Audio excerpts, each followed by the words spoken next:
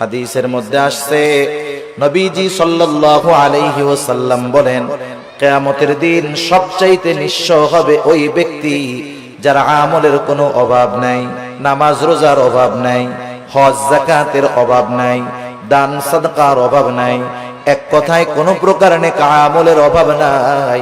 দুনিয়াতে তার একটা সমস্যা ছিল, সে বান্দার হক নষ্ট করত। আল্লাহ তাআলা তাকে জান্নাতে যাওয়ার অনুমতি দেওয়ার পূর্বে তার ব্যাপারে আল্লাহ রাব্বুল আলামিনের দরবারে মানুষেরা অভিযোগ দায়ের করবে। লম্বা হাদিস, আমি শুধু সারমর্ম কথাগুলা বলতেছি। কিছু লোক তার বিরুদ্ধে আল্লাহ রাব্বুল আলামিনের কাছে অভিযোগ দায়ের করবে। লোকটা হয়তো বলবে, আল্লাহ, এই লোকটা দুনিয়াতে আমার হক নষ্ট করেছিল। কেউ বলবে আমার সম্পদ দখল দিয়েছিল, কেউ বলবে আমাকে কষ্ট দিয়েছিল। এক কথায় আমার হক নষ্ট করেছিল। আল্লাহ, দুনিয়ার ভিতরে আমি দুর্বল থাকার কারণে আমি ন্যায় বিচার পাই নাই। দুনিয়াতে আমি মাজলুম ছিলাম। আল্লাহ, আজকের দিন আমি কি ন্যায় বিচার পাবো না? আল্লাহ রাব্বুল আলামিন তার অভিযোগ গ্রহণ করবে। এবার ওই পাহাড় পরিমাণ নেকের মালিককে বলা হবে, তোমার ব্যাপারে যে অভিযোগ দায়ের করা হলো সত্য নাকি? সে মিথ্যা কথা বলার কোনো উপায় নাই, স্বীকার যেতে সে বাধ্য। সে বলবে, হ্যাঁ, দুনিয়াতে আমি তার এই হক নষ্ট করেছি। আল্লাহ তাআলা বলবে, দাও, তার হকটা আদায় করে দাও। বলেন তো, দুনিয়াতে কেউ যদি কারো জমি জোর করে দখল দেয়, কিয়ামতের দিন জমি দেওয়ার কোনো অবস্থা আছে নাকি? এইবার লোকটা বলবে, আল্লাহ, এ তো দুনিয়া না, দুনিয়া না। দুনিয়া যদি হইতো আমি তার জমি, তার হক তাকে ফিরাইয়া দিতাম। এখন আমি কোথার থেকে দিব? এইবার অভিযোগকারী বলবে, আল্লাহ, ঠিক আছে, এটা তো দুনিয়া না। দুনিয়ায় আমার সম্পদ সে দখল দিয়েছিল, আজকে আমার সম্পদের প্রয়োজন নাই। সে আমার দুনিয়ার হকটা তার নেকির দ্বারা মিটায়া দে। এবার ওই পাহাড় পরিমাণ নেকের মালিক একটা মাত্র অপরাধ করত, বান্দার হক নষ্ট করছে। সে কি করবে? নেকির থেকে নিয়ে একজনের হক আদায় করবে। যারা মানুষের হক নষ্ট করে, এরা একজনের করে না, বহুজনের করে। ঠিক কিনা বলেন? বহুজনের করে। একের পর এক অভিযোগকারী আসবে আর সে হক আদায় করতে থাকবে। এক সময় পাহাড় পরিমাণ নেক শেষ হয়ে যাবে, কিন্তু অভিযোগকারীর সিরিয়াল এখনো বড় লম্বা। আল্লাহ তাআলা বলবে, তাদের হক আদায় করো।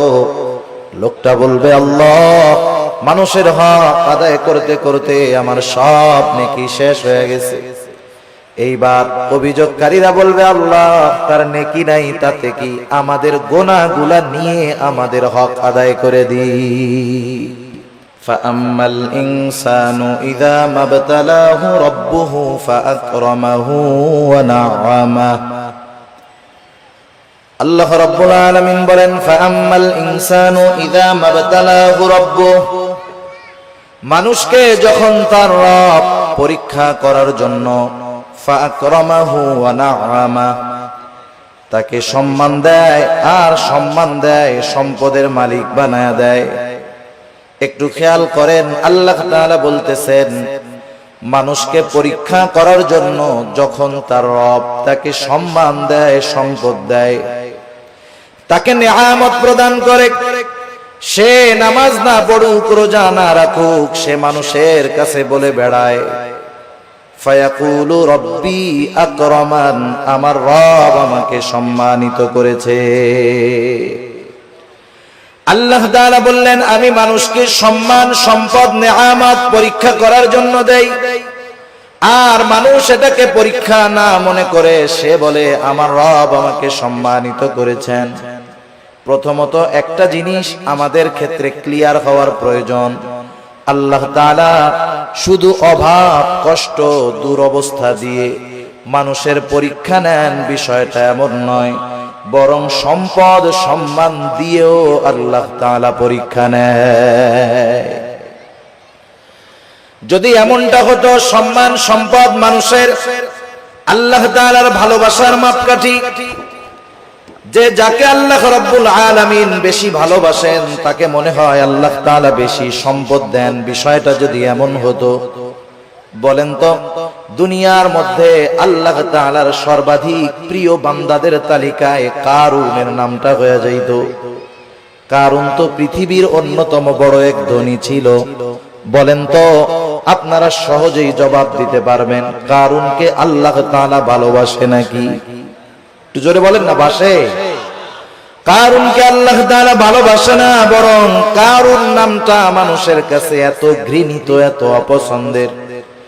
দুনিয়ার কোন মানুষের যদি সন্তান হয়, সে যত গরিব হোক, তাকে যদি বলা হয় তোমাকে মাসে 1000 করে বেতন দেওয়া হবে, টাকা দেওয়া হবে, ছেলের নামটা তুমি কারুন রাখো, আপনারা কেউ রাখবেন?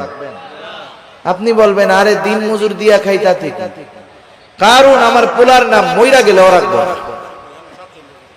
এই কারুনকে কত সম্পদ আল্লাহ তাআলা দিয়েছেন, এই সম্পদ ছিল তার জন্য পরীক্ষা। সম্পদের মালিক কারুন যখন হযরত মূসা আলাইহিস সালাম কারুনকে বলল, কারুন তুমি তোমার সম্পদের যাকাত দাও। কারুন যাকাত দিতে অস্বীকৃতি জ্ঞাপন করলো। শুধু তাই না, সে মূসা আলাইহিস সালামকে অপমান অপদস্থ করার জন্য, অপবাদ দেওয়ার জন্য একজন খারাপ মহিলাকে সে ভাড়া করলো।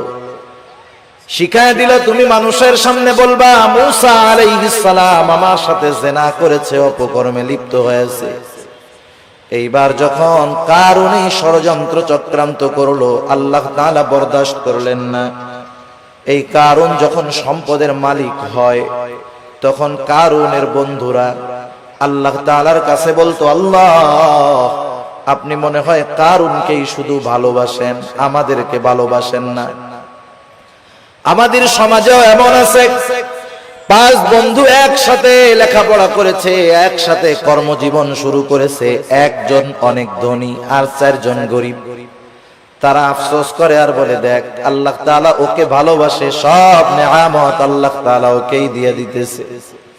কারুনের বন্ধুরাও বলতো, আল্লাহ আপনি মনে হয় কারুনকে বেশি ভালোবাসেন, এই জন্য এত সম্পদের মালিক বানায় দিচ্ছেন। কারুন যখন মূসা আলাইহিস সালামের অবাধ্য হলো, মূসা আলাইহিস সালামকে যখন অপবাদ দেওয়ার প্রচেষ্টা করলো, আল্লাহ তাআলা কারুনের উপরে গজব দিয়ে দিলেন। কারুন তার সম্পদ সহ জমিনে ডাবতে শুরু করলো। তাফসীরের মধ্যে আসছে এখনো কারুন তার সম্পদ সহ জমিনের মধ্যে ডাবতেছে, কিয়ামত পর্যন্ত ডাবতে থাকবে। যখন কারুনের বন্ধুরা কারুনের এই দুরবস্থা দেখলো, এইবার ওই গরিব বন্ধুরা বলে, আল্লাহ আপনি কারুনকে সম্পদ দিয়েছেন ঠিক, কিন্তু বাস্তবে আপনি আমাদেরকে বেশি ভালোবাসেন। সম্পদ দেখে আমরা মনে করি আল্লাহ তাআলা মনে হয় তারে ভালোবাসে, এই জন্য দিচ্ছে, বিষয়টা এমন নয়। কারুন সম্পদ পেয়েছে ঠিক, আল্লাহ তাআলার ভালোবাসা পায় নাই। আবার দুনিয়াতে অনেক মানুষ আছে সামাজিক অবস্থানের দিক দিয়ে তার সম্মান অনেক কম, সমাজের মানুষেরা তাকে গণ্যমান্য কোনো ব্যক্তি মনে করে না, সামাজিক দিক দিয়ে তাকে অবহেলা করা হয়, এমন লোক সমাজে আছে না নাই? এই মানুষগুলা অনেক সময় আফসোস করে আর বলে, আহারে সমাজের কোনো বিচার আচার সালিশে আমাকে ডাকে না, আমাকে এই সমাজের লোকই মনে করে না। হয়তো দুনিয়ায় সে দেখতেছে তার সম্মান কম, কিন্তু দুনিয়াতে আল্লাহ রাব্বুল আলামিন অনেক মানুষকে সম্মান দিয়েছেন তাদের পরীক্ষা নেওয়ার জন্য। কত সম্মানিত মানুষ ছিল ফেরাউন, কত সম্মানিত মানুষ ছিল নমরুদ, কত বড় বড় বাদশাহীর মালিক তারা হয়ে গেছে। কিন্তু বলেন তো বাদশাহী পেয়েছে ঠিক, এই সম্মান পদবীর দ্বারা আল্লাহ তাআলার ভালোবাসা কি তারা পেয়েছে নাকি? পায় নাই। যে কথা বোঝাইতে চাইলাম যে সম্মান সম্পদ কারো থাকলেই এটা মনে করার সুযোগ নাই যে তাকে আল্লাহ তাআলা ভালোবাসে। সম্মান সম্পদ দিয়ে আল্লাহ তাআলা মাঝে মধ্যে পরীক্ষা নেন, কিন্তু বোকা মানুষগুলা কি মনে করে? বোকা মানুষগুলা মনে করে আমারে আল্লাহ সম্পদ দিছে, ভালো না বাসলে দেয়। আমারে আল্লাহ চেয়ারম্যান বানাইছে, এমপি বানাইছে, সমাজের বড় ভিআইপি সিআইপি বানাইছে, আল্লাহ ভালো না বাসলে কি এগুলা দেয়? তারা এটা মনে করে, অথচ আল্লাহ কি বলেন যে তাদের রব তাদেরকে এগুলা দিয়েছে পরীক্ষা করার জন্য, আর তারা বলে আমাদের রব আমাদেরকে সম্মানিত করেছে। এরপরে আল্লাহ রাব্বুল আলামিন বলেন ওয়া আম্মা ইযা মাবতালাহু ফাকাদার আলাইহি রিজকাহ ফায়াকুলু রাব্বি আহানান। আবার মানুষকে যখন তার রব পরীক্ষা করার জন্য রিজিকের মধ্যে সংকীর্ণতা দিয়ে দেয়, অভাব দেয়, সম্মানটা কমে যায়, কষ্ট ক্লেশে সে পতিত হয়, এইবার ও এইটাকে পরীক্ষা মনে করে না, বরং তার এই অভাব কষ্ট ক্লেশের জন্য সে আল্লাহ তাআলাকে দায়ী করে। বলে ফায়াকুলু রাব্বি আহানান, আমার রব আমাকে অপদস্থ করেছে, অপমানিত করেছে। মুফাসসিরিনে কেরাম বলেন সে তার ভাষায় বলতে চায় যে আমি সম্মানের উপযুক্ত ছিলাম, কিন্তু আল্লাহ আমাকে সম্মান দেয় নাই। নাউজুবিল্লাহ বলেন। অনেক সময় অনেক জায়গায় দেখবেন, বোঝানোর জন্য বলতেছি, নির্বাচন হয় না, নির্বাচন কেউ জিতে কেউ হারে, অনেক ক্ষেত্রে কন্টেস্ট হয়। একজন হেরে গেল, সে তখন বলে হারে আমি জেতারই যোগ্য ছিলাম, কিন্তু আল্লাহ আমারে জিততে দেয় নাই। সে না জয়ী হওয়াটাকে দোষ দেয় কার?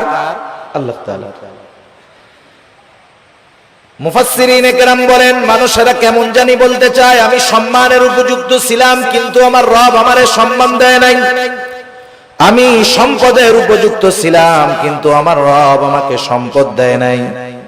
সে তার রিজিকের সংকীর্ণতাটাকে পরীক্ষা মনে করে না, বরং সে তার রিজিকের সংকীর্ণতাটাকে আল্লাহ রব্বুল আলামিনের উপরে দোষ চাপায়া দেয়। তাহলে দ্বিতীয় বিষয় ক্লিয়ার কি? দ্বিতীয় বিষয় হলো যে আল্লাহ তাআলা এক নাম্বার সম্পদ সম্মান এটাও পরীক্ষার জন্য দেন। দুই নাম্বার রিজিকের সংকীর্ণতা, দুনিয়ার কষ্ট ক্লেশ অপমান, এটাও আল্লাহ তাআলা পরীক্ষার জন্য দেন। কি দেখতে চান পরীক্ষার মাধ্যমে? আল্লাহ তাআলা দুই অবস্থাতেই দেখতে চান যে বান্দা সুখ স্বাচ্ছন্দ্যের জীবন পেয়ে আমি আল্লাহকে ভুলে যায় কিনা। আল্লাহ তাআলা দেখতে চান বান্দা কষ্ট ক্লেশে পতিত হয়ে আমি আল্লাহ তাআলাকে দোষারোপ করে কিনা। যারা আল্লাহ তাআলাকে দোষারোপ করে না, অভাব কষ্ট ক্লেশে পতিত হওয়ার পরেও আল্লাহ রাব্বুল আলামিনের উপরে সন্তুষ্ট থাকে, এরাই হলো পরীক্ষায় পাস। আর যারা সম্পদ সম্মানের মালিক হয়ে যখন নাফরমানি করে, অহংকার করে, এরা হলো পরীক্ষায় ফেল।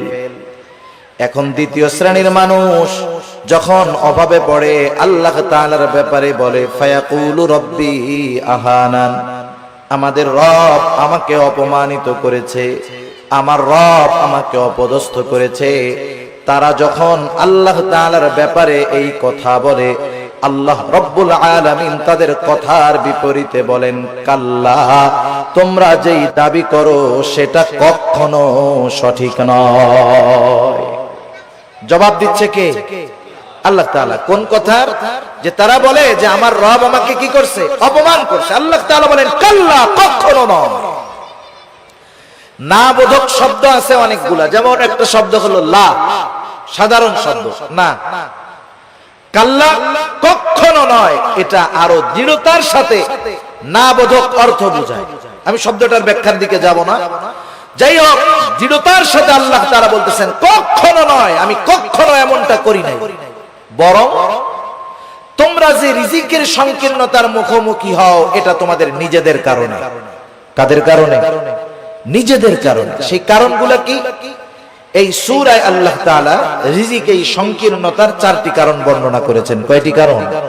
আপনারা একটু কষ্ট করে একটু সামনে আসেন, যে কয়জন আছেন একটু সামনে আসেন, জিকিরের সাথে সাথে একটু কষ্ট করে সামনে আসেন। বাম দিক তাকায় আর কথা বলতে ভালো লাগতেছে না, একটু সামনে আসেন জিকিরের সাথে সাথে। লা ইলাহা। যারা মুরব্বিরা আছেন একটু সামনে আসেন। বাচ্চারা সামনে থাকলে ওরা কথা বুঝে, ওরা তো হুজুরদের ডরে বয়ে রয়েছে ওই জায়গায়, যে ওইটা গেলে হুজুরে আবার পরে কিছু বলে কিনা, বুঝেন নাই? আপনারা একটু সামনে আসেন, এই সামনে আমার সামনাসামনি আসেন, একেবারে আমার সামনাসামনি আসেন জিকিরের সাথে সাথে। লা ইলাহা ইল্লাল্লাহ, লা ইলাহা লা ইলাহা ইল্লাল্লাহ, লা ইলাহা, লা ইলাহা ইল্লাল্লাহ মুহাম্মাদুর রাসূলুল্লাহ সাল্লাল্লাহু আলাইহি ওয়াসাল্লাম। যারা বলে যে আমাদের রিজিকের সংকীর্ণতা দিয়েছে আল্লাহ, যারা এই কথা বলে তাদের কথার জবাব দিচ্ছেন কে? আল্লাহ তাআলা বলতেছে তোমরা যে দাবি করতেছো এটা কখনো সঠিক নয়, বরং রিজিক সংকীর্ণতার জন্য তোমরা নিজেরাই দায়ী। আল্লাহ রাব্বুল আলামিন বলেন তোমাদের রিজিক সংকীর্ণতার কারণ কি?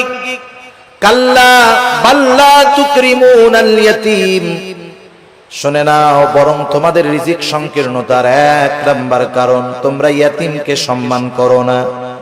একটু খেয়াল দিয়ে শুনবেন, রিজিক সংকীর্ণতার এক নাম্বার কারণ তোমরা ইয়াতীমকে সম্মান করো না। ইয়াতীমকে সম্মান করব, ইয়াতীম তো আমার ছোট, যদি ছোট হয় এখানে আবার সম্মানের বিষয়টা কেমনে? মুফাসসিরিনে কেরাম বলেন ইয়াতীমের যথাযথ হক আদায় করা হলো ইয়াতীমকে সম্মান করা। আল্লাহ রাব্বুল আলামিন বলেন তোমরা ইয়াতীমকে সম্মান করো না, তথা ইয়াতীমের হকগুলো তোমরা আদায় করো না, বরং সমাজের মধ্যে অনেক মানুষ আছে ইয়াতীমের অভিভাবক, সে ইয়াতীমের হক আদায় করবে কোথায়? ইয়াতীমেরটাই তো খায় ফেলে, আছে না নাই? ইয়াতীমের সম্পদ এটা বড় জঘন্য সম্পদ। আল্লাহ তাআলা সাধারণ ভাবেই বলেন ইয়া আইয়ুহাল্লাযীনা আমানু লা তাকুলু আমওয়ালাকুম বাইনাকুম বিল বাতিল। আল্লাহ তাআলা বলেন তোমরা অন্যায়ভাবে কারো সম্পদ ভক্ষণ করো না।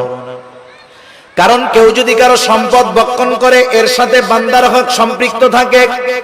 কিয়ামতের ময়দানে কেউ যদি কারো সম্পদ অন্যায়ভাবে ভক্ষণ করে দুনিয়ায়, কিয়ামতের ময়দানে ওই লোকটা সবচাইতে নিঃস্ব হয়ে যাবে।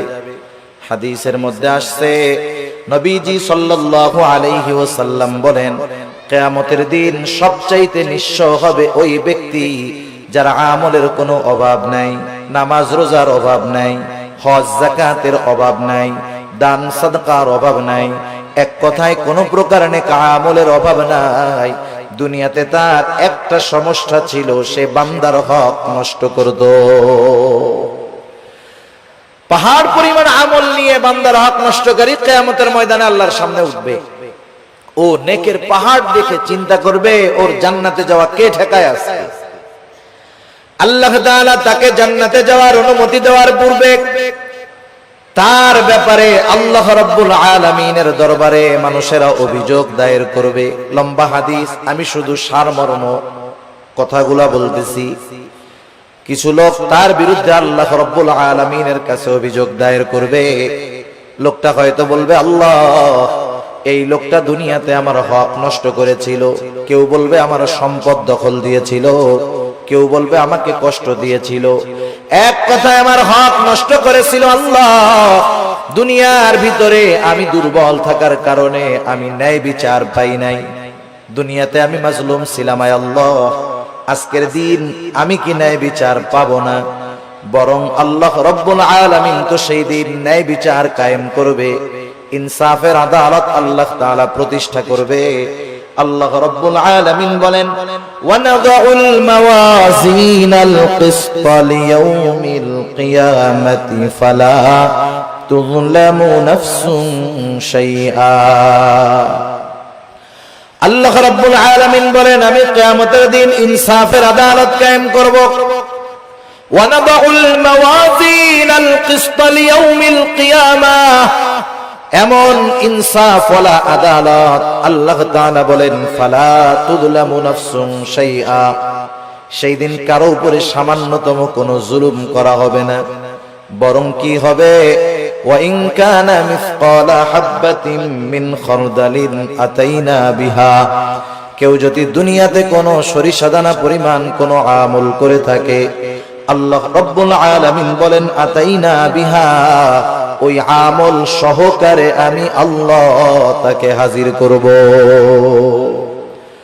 দুনিয়াতে সরিষা দানা পরিমাণ আমল যদি কেউ করে সেই সরিষা দানা পরিমাণ আমল সহ তাকে হাজির করা হবে। শুধু হাজির করবে আল্লাহ তাআলা তা না, বরং আল্লাহ সুবহানাহু ওয়া তাআলা ওই আমলের হিসাব নেবেন। সুবহানাল্লাহ। মোট কথা সেই দিন আল্লাহ তাআলা ন্যায় বিচার করবে। লোকটা এবার আল্লাহ তাআলার কাছে অভিযোগ দায়ের করবে, আল্লাহ রাব্বুল আলামিন তার অভিযোগ গ্রহণ করবে। এবার ওই পাহাড় পরিমাণ নেকের মালিককে বলা হবে, তোমার ব্যাপারে যে অভিযোগ দায়ের করা হলো সত্য নাকি? সে মিথ্যা কথা বলার কোনো উপায় নাই, স্বীকার যেতে সে বাধ্য। সে বলবে, হ্যাঁ, দুনিয়াতে আমি তার এই হক নষ্ট করেছি। আল্লাহ তাআলা বলবে, দাও, তার হকটা আদায় করে দাও। বলেন তো, দুনিয়াতে কেউ যদি কারো জমি জোর করে দখল দেয়, কিয়ামতের দিন জমি দেওয়ার কোনো অবস্থা আছে নাকি? এইবার লোকটা বলবে, আল্লাহ, এ তো দুনিয়া না, দুনিয়া না। দুনিয়া যদি হইতো আমি তার জমি, তার হক তাকে ফিরাইয়া দিতাম, এখন আমি কোথার থেকে দিব? এইবার অভিযোগকারী বলবে, আল্লাহ, ঠিক আছে, এটা তো দুনিয়া না। দুনিয়ায় আমার সম্পদ সে দখল দিয়েছিল, আজকে আমার সম্পদের প্রয়োজন নাই, সে আমার দুনিয়ার হকটা তার নেকির দ্বারা মিটায়া দে।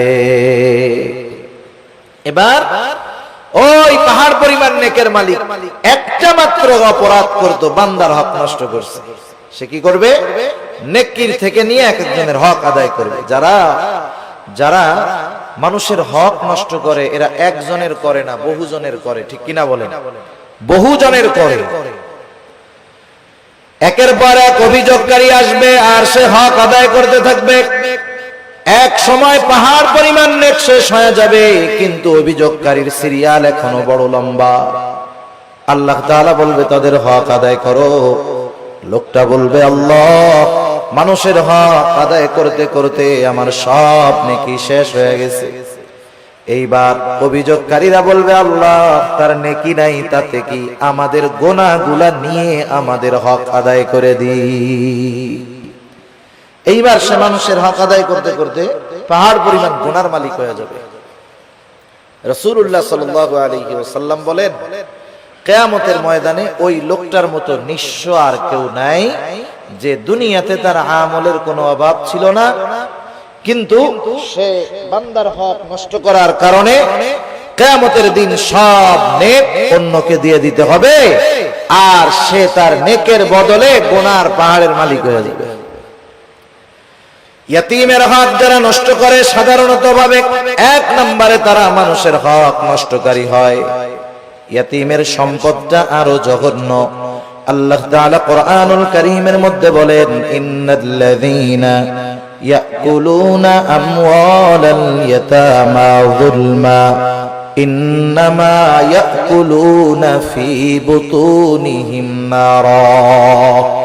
আল্লাহ রাব্বুল আলামিন বলেন, নিশ্চয়ই যারা অন্যায়ভাবে ইয়াতীমের সম্পদ ভক্ষণ করে, ইন্নামা ইয়াকুলুনা ফি বুতুনিহিম নারা, সে কেমন যেন আগুনের দ্বারা তার পেটকে ভরপুর করে।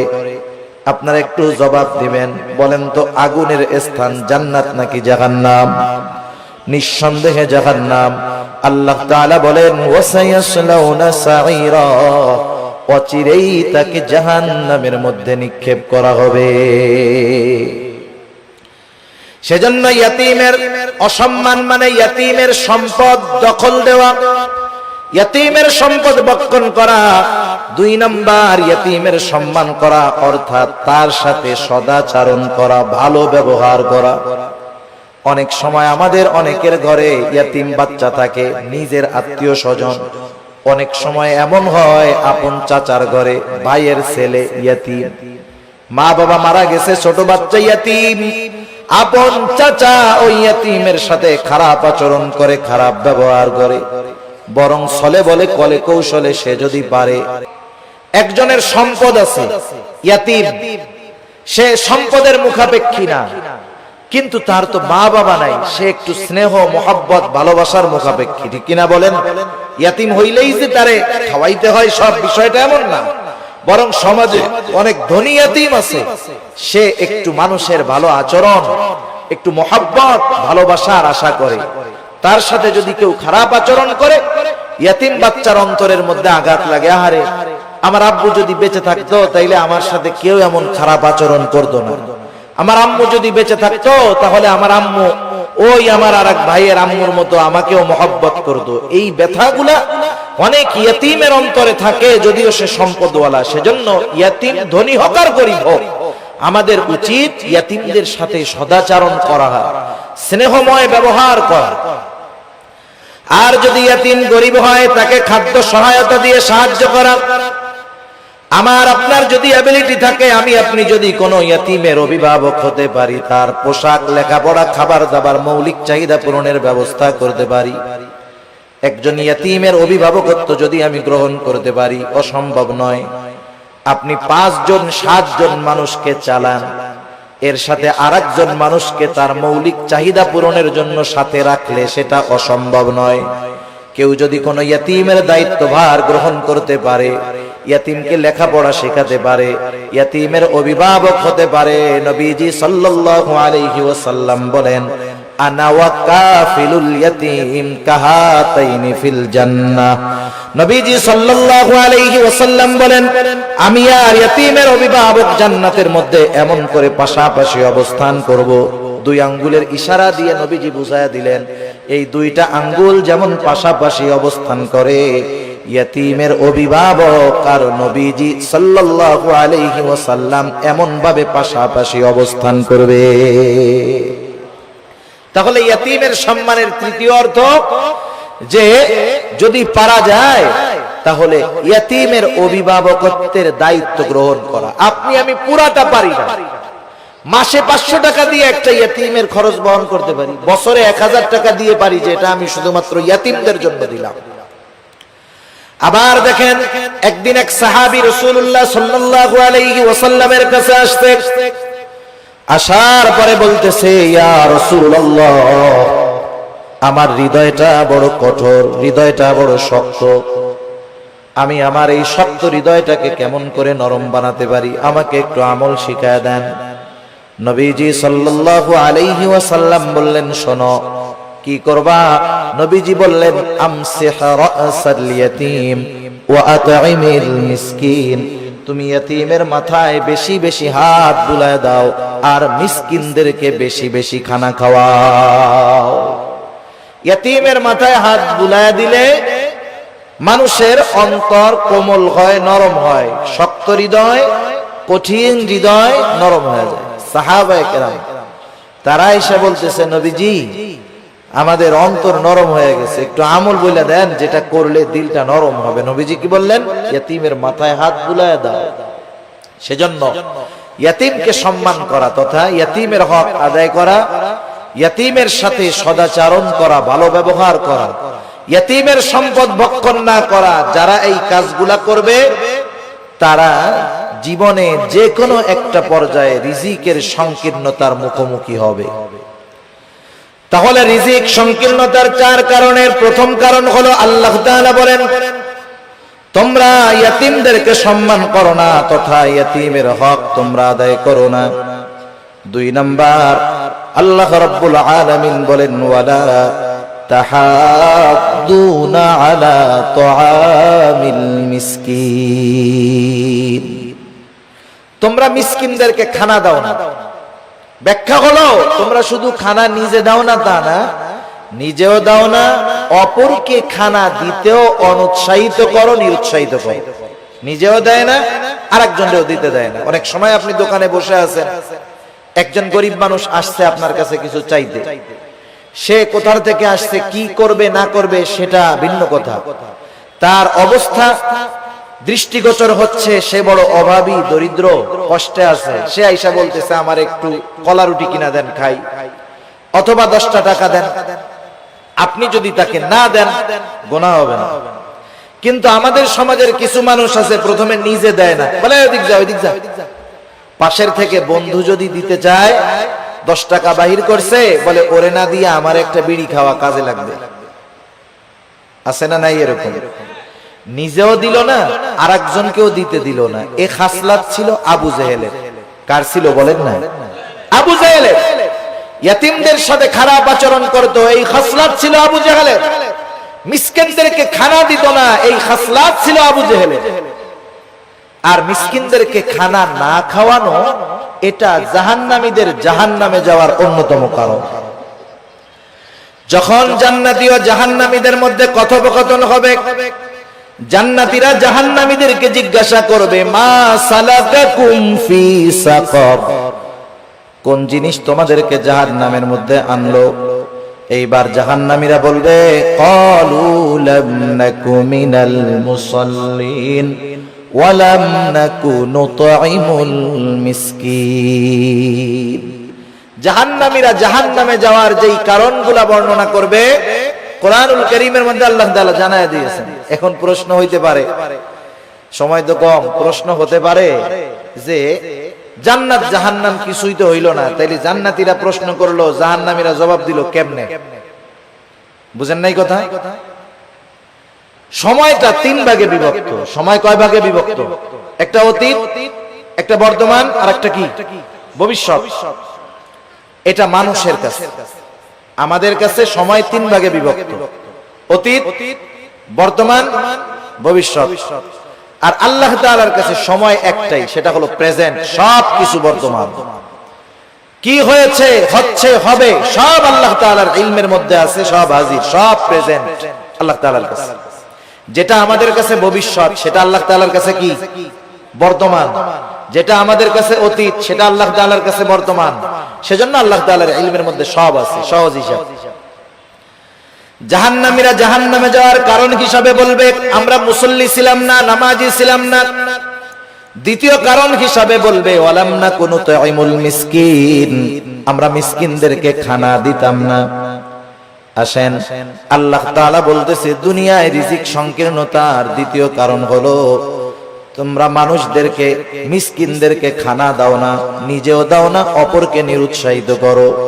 এখন একজন দিল না, আমার উচিত, আমার পকেটে টাকা নাই, আমার কাছে নাই, আমি যদি আরেকজনকে বলি, বন্ধু 10টা টাকা ওকে দিয়ে দাও, একটা রুটি কিনে দাও, একটা কলা কিনে দাও, আমি শুধু এতটুকু সুপারিশ করলাম, সে যে কয় টাকা দান করবে, আমি শুধু সুপারিশ করার কারণে তার দানের সমপরিমাণ নেকির মালিক হয়ে যাব।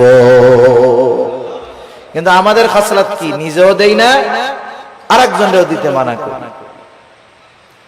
সেজন্য মিসকিনদেরকে খানা খাওয়ানো, মিসকিনদেরকে খানা খাওয়ানো এটা বড় ফজিলতের কাজ। শুধু মিসকিনদেরকে নয়, সাধারণভাবে প্রত্যেকটা মানুষকে খানা খাওয়ানো ভালো কাজ।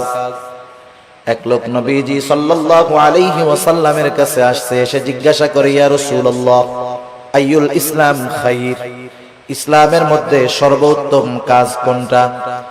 নবীজি সাল্লাল্লাহু আলাইহি ওয়াসাল্লাম ছিলেন উম্মতের রূহানি ডাক্তার। উনি রোগীর প্রশ্ন শুনেই বুঝতে পারতেন এনার মধ্যে কি কমতি আছে। আল্লাহ তাআলা সেই বুঝবার যোগ্যতা আমার আপনার নবীকে দিয়ে দিয়েছেন।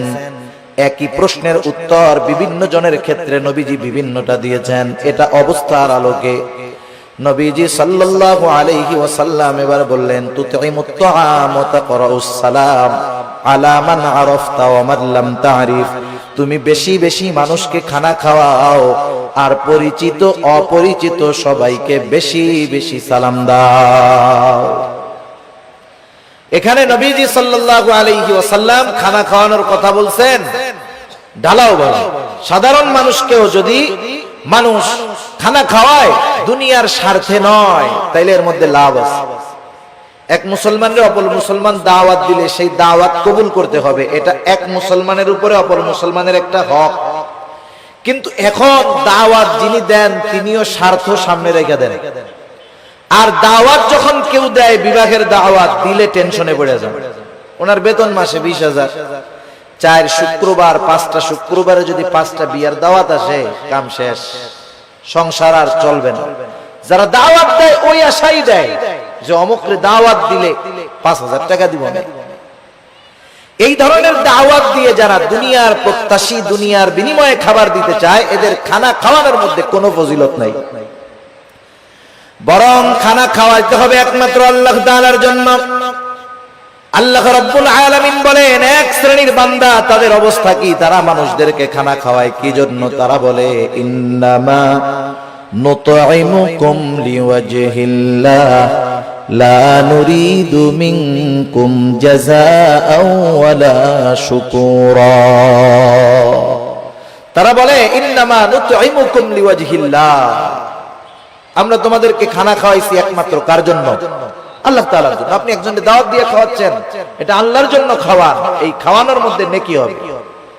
লা নুরিদু মিনকুম জাযাআ, তোমাদেরকে খানা খাওয়াইছি আল্লাহ তাআলার জন্য। লা নুরিদু মিনকুম জাযাআ, আমরা তোমাদের কাছে কোনো প্রতিদান চাই না, কিন্তু আমরা খাওয়াইয়া টেবিল একটা বিছায়া রাখি। আসেনি আপনাদের এলাকায়? টেবিল বিছানোর দ্বারাই বোঝা যায় ভিক্ষা চাইতেছে। এই ভিক্ষামূলক কাজটা বাদ দিয়েন। কেউ যদি দিতে চায় আলাদাভাবে দিবে, কেউ যদি না দিতে চায় দরকার নাই।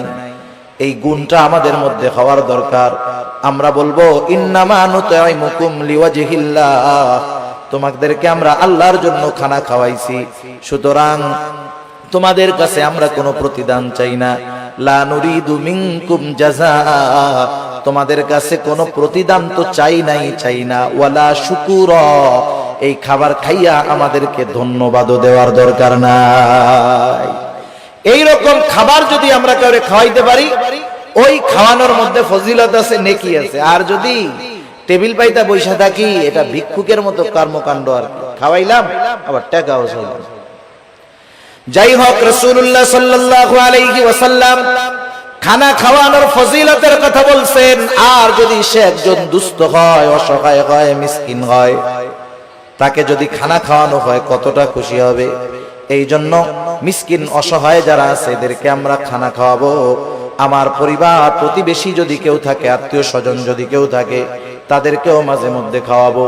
আমার সম্পদ আছে, টাকা আছে, আমার হয়তো গোশত খাইতে খাইতে আর ভালো লাগে না, কিন্তু আমার অনেক প্রতিবেশী আছে যার গোশতর ঘ্রাণ তো 1 মাস ব্যাপী শুকতে পারে না, আছে না নাই?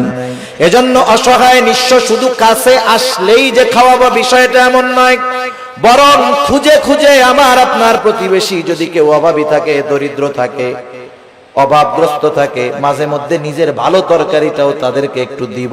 এই অভ্যাসগুলো আমাদের করার দরকার। আমরা যদি মানুষকে খানা খাওয়াইতে পারি, আর যদি না খাওয়াই ক্ষতি কি? আল্লাহ তাআলা কিয়ামতের দিন বান্দাদেরকে জিজ্ঞাসা করবে, বান্দা আমি দুনিয়ায় অভুক্ত ছিলাম, খানা খাওয়াও নাই, পিপাসিত ছিলাম, পানি পান করাও নাই, বস্ত্রহীন ছিলাম, বস্ত্র দাও নাই, অসুস্থ ছিলাম, আমার সেবা শুশ্রূষা করো নাই। বান্দা বলবে, আল্লাহ আপনি তো এই সবগুলা থেকে মুক্ত, আপনার তো এগুলার কোনো প্রয়োজন নাই।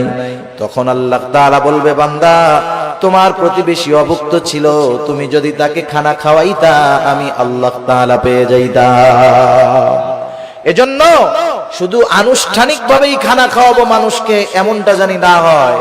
আমার প্রতিবেশী অভাবী, দুস্থ, গরিব আমার কাছে যদি আসে, আমি খানা খাওয়ানোর অভ্যাস করব। অল্প খাওয়াই, হাসি মুখে খাওয়াবো। আবার যদি কাউকে ফিরাইয়া দিতে হয়, আমার কাছে নাই, একজনের কাছে মিসকিন বা ফকির একটা গেছে, ও 50 টাকার নোট একটা দিয়া মুখটা কালা করে কয়, এই তো গোজালাই শেষ, যা যা ভাগ ভাগ ভাগ।